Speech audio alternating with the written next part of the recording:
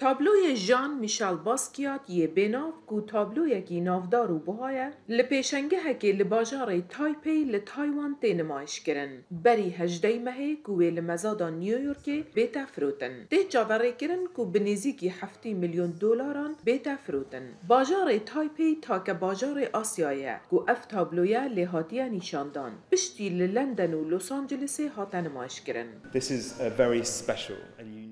Ev tabloyek pir taybet û bêhempa ye. Hûn dikarin bibînin ku ew keseyatiya navbend bi maske diyar e. Gerîdan tigel maskeyên êlên Efrîqî hene.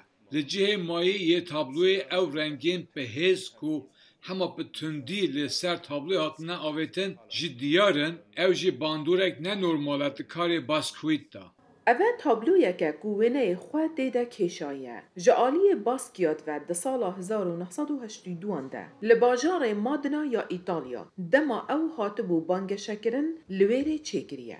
When it was bought in 2016, Dema ku ew ti sala 2016 da hata kirîn, bihayê wê 58 milyon dolar bû. Di vê demê de ji bo hunermendî rekorek cîhanî tomar kir. Ji vê demê ve bazar berdevan bilind dibe û ti encamê de rekora hunermend bi karekî hunerî ku bi 110 milyon dolara hata firotin hata şikandin.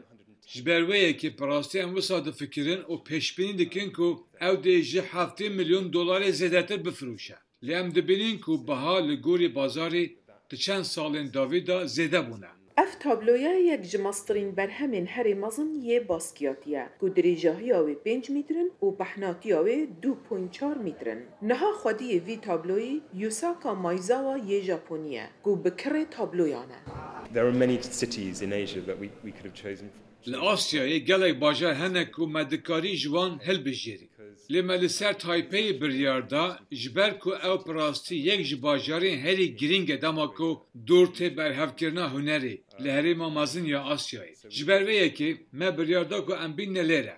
Navbendên din li Asyayê hene mîna Hong Kong an jî Çînê. Lê ji ber rewşa heyî me hezir kir ku dê hêsantir be ku em li vir nîşan bidin ku bi kir dikarin bi azadî bên û vê bibînin. تایوان یک جچنجهن کیمن دورین جیهانه که دما پندمیه ده چه بند به چه رنگکی نسپاندنه.